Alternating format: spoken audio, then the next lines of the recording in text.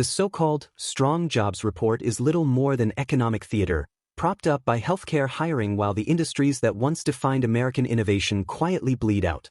At the same time, corporate America is using AI as political cover for mass layoffs, turning transformation into a sanitized excuse for replacing workers with the very systems they trained. Overall, things looked decent, and I thought it was interesting when we talked last hour to Brian Jacobson. He pointed out that the jobs report, the establishment survey, does not capture newly formed businesses, and there's been an uptick in new business formation, so that hiring by those folks even would increase these numbers further. Yeah, so we had 115,000 non-farm payroll jobs added to the economy in April. Unemployment rate stays at 4.3%. And this report, I'll just go back. I know we're gonna tee it up here with the tech layoffs in a second, but it just feels like the economy was at its worst in the end of 2025 on a couple of different metrics, labor specifically.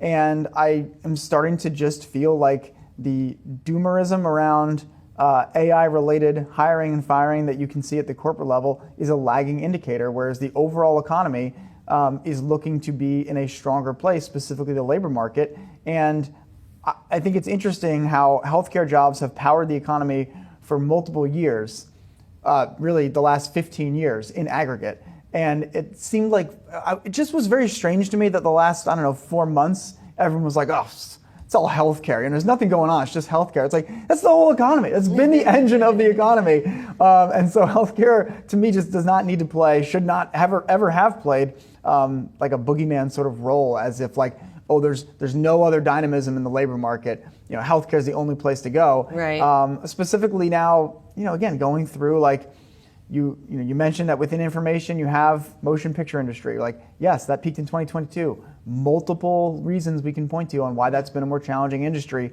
But you just go down the list of industry level hiring, and wholesale trade was up, transportation and warehousing is up, retail trade is up, professional and business services hiring was actually up last month. So it just seems that the idea the U.S. labor market is rolling over or is imminently going to roll over, is just one that is over at this point. I don't see that story coming through at all.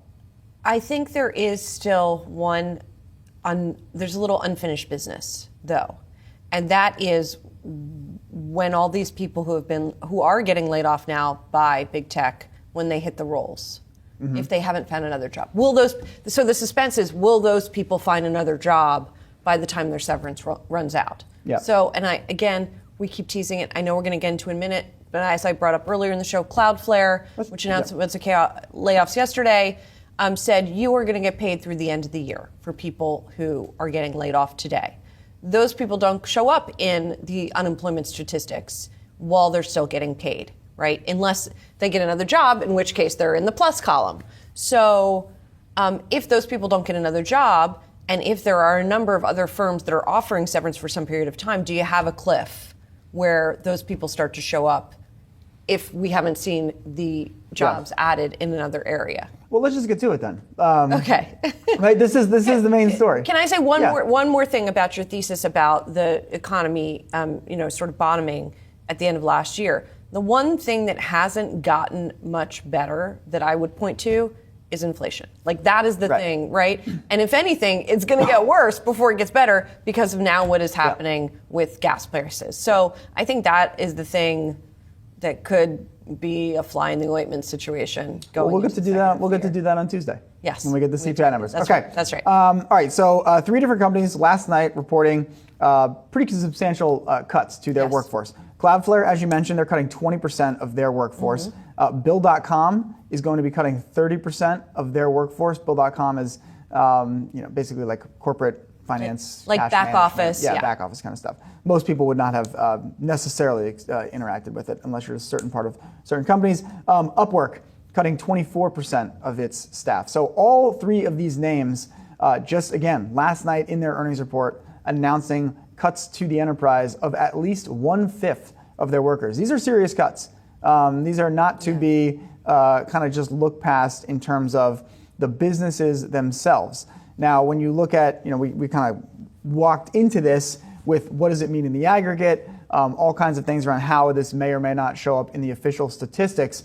But what I think is clear, like my thematic takeaway, which I think everybody had because we've discussed it at length over the last couple of months, is like, yeah, the window is wide open for a company that is looking at their workforce. And if they are in any way unhappy with the size of that workforce, i.e. they think it's too big in any department, AI. We're becoming an AI-forward, agentic operation. All three companies had slightly different language around how they, like what this was going towards, but it's all under this air cover of like, AI is creating a transformation. To get there, we need to be leaner.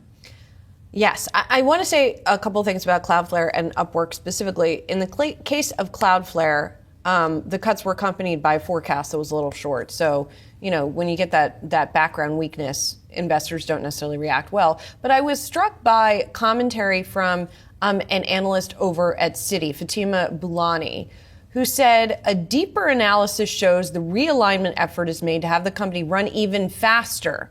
And she said it's not a structural downsizing or cost-saving measure. In other words, she sees it as a vehicle for growth rather than kind of like what we discussed with Coinbase a little bit, that it saves money, but it's also about restructuring the business in order to try to grow faster. So that's one thing I would say. The case at Upwork is quite different because on the conference call, CEO Hayden Brown said basically that they were seeing a slowdown at the lower end because of AI. Yeah. So basically, simple tasks, she says, are getting replaced with AI tools. So Upwork is sort of like a freelance platform.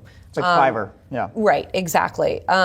But she said on the flip side, AI-related work on this larger end, big company contracts, is going up.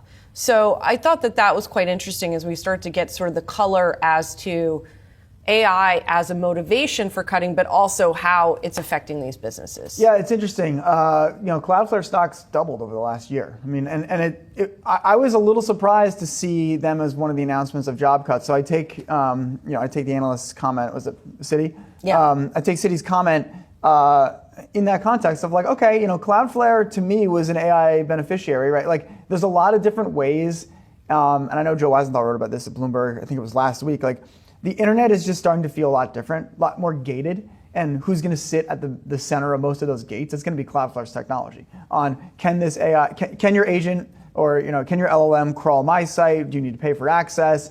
Their CEO Matthew Prince has had a lot of interesting ideas around micropayments, from LLM, so on and so forth. Like, I think Cloudflare sits at an interesting part of a new internet that is mostly AI. Like, it's not really people on the internet anymore. It's mostly bots and whatnot. But yeah, Upwork and Bill.com, I mean, these stocks are down 75% in the last 5 years. Like, these were both darlings of the 2021 post-COVID bull market. Upwork, the story on why AI is a challenge for that is plain and simple. Like, the lower tier freelancers, like, yeah, that's what agents are for. That's why I'm paying all these token costs to get that.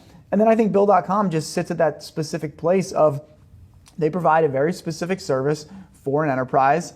And maybe you're not going to go ahead and necessarily rip out your agreement with Bill.com and just do it yourself. But it just gets to like, okay, the exit TAM, the terminal value of these sorts of businesses has been severely discounted by the market over the last couple of years as you see the rise of AI's capabilities, and that you could consider just building this yourself. Not that every company is going to want to, but it is really, within that space of they do a couple things really well, but you're gonna have to do like 10 things really well or have a different interaction with your customers to really fend off this, SaaS. I mean, they're right in the SaaS apocalypse story as well. Well, and there's also the question now of like, is a Cloudflare going to hire elsewhere, right, as they grow more? So I think that'll be interesting to watch too. Analysts seem to think the answer is yes. Yes. But another thing, our Jared Blickery just flagged in one of our channels, Kevin Gordon of Schwab just posting a chart showing that tech stocks relative to the market are at an all-time high. Tech jobs relative to the entire job market are at an all-time low. That's a fun chart. Okay. I think, what's rallying right now? What's ripping in the market? It's like semis. It's like the heavy industry part of AI. Yeah. And I know that all the three companies we just talked about are tech stocks, but to just take slight issue with that framing, it's like they're not really the tech stocks. Like they're not really tech. They're like service providers that use technology. Yes. We're talking like the tech stocks are like, we drill the sand to make the chips. But to your point, Cloudflare doubled over the past year, so it's not like it's not a part of that. But his point was, I would actually quibble a little bit with his point, which is that this chart shows the stock market is not the economy. Yeah. Well, of course it is. Like in the sense that like the tech companies are also accounting for most of the earnings growth. That's economic growth. Right. Like it's not economic growth. It's more a stock market is not the job market. That's fine. Like that I can buy that premise. But just looking at this chart more. sorry to spring the chart on you. I just think it was a good one. Axes are off. There's a little bit of chart crime on that basis, right? We have misaligned axes here. I think the thing that like where my spidey sense, like I don't really know what this chart's about, is that the intensity of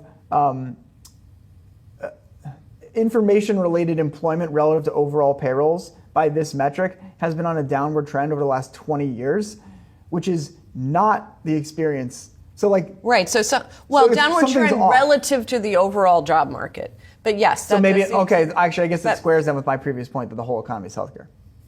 Yeah, I guess so. If you look at where the hiring has been, yeah, I guess so. But and it also speaks to. I mean, we were talking another off-camera discussion we were having with Michael Reed of RBC just after the jobs report came out. Is like, and you were talking about the anecdotal conversations that you have now, like, oh, my kid's graduating from college and can't get a job. Yeah. Well, maybe your kid has studied the wrong thing and like should be going into healthcare or whatever. Yeah, they listened to everyone who said study STEM. Right, exactly. Become a software engineer, right? So Peter Thiel's a philosopher. He was telling you all along, don't study STEM. Yeah, well, so these are the questions like where are we going to see these structural shifts in employment in the next 10 years? Where are people going to go?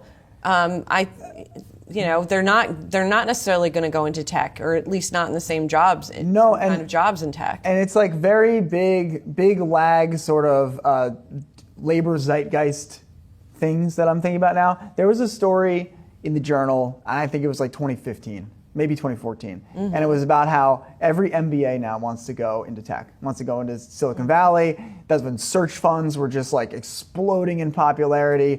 If you remember the character Jared from Silicon Valley who showed up, at Pied Piper, of course. And so like that was the thing. That's 10 years ago now. And you look at companies like Microsoft and Meta cutting jobs, it's like, that as the safe track of like, I will go get my MBA. I will then go work at Meta. Right. I will climb the rank from, IC 5 to 6 to then M4, however they do their levels, right? You're just going to climb the ranks and I'll make VP at 45 and this will be my thing. Like that feels like that's over.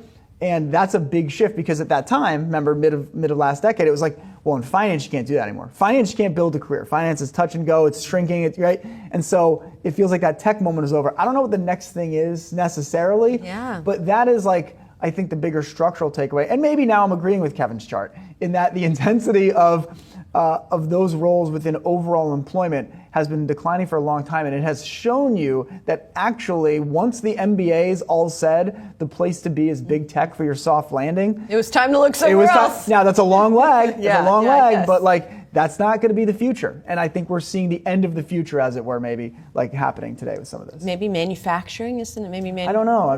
Starting your know. own company is. I mean, that's happening. Yeah, that's happening. That's already happening. And who are your customers if every big company is getting smaller?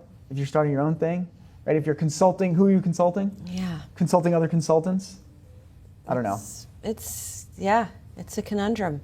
We'll see. I don't know enough MBAs. I'm like past the MBA phase of life, so I'm not sure. Like if we walk down the street, the fresh MBAs. If I walk down the street to Stern, like what's everyone want to do? I'm assuming it's AI something. But maybe we should go talk to them. Maybe we should do a show at Stern and ask all those. Galloway still teach there? He still has a class, right? I believe he does. You should just ask. Like, does he talk about this on his podcast? I don't listen. I don't. Like this is That's right. A great this question. Is the thing. Okay. Oh well, yeah. There's other people who we talk to who are MBA people. We should just have a parade of MBA candidites come through the studio. I like this idea. This is creativity. This there you go. Okay. Work.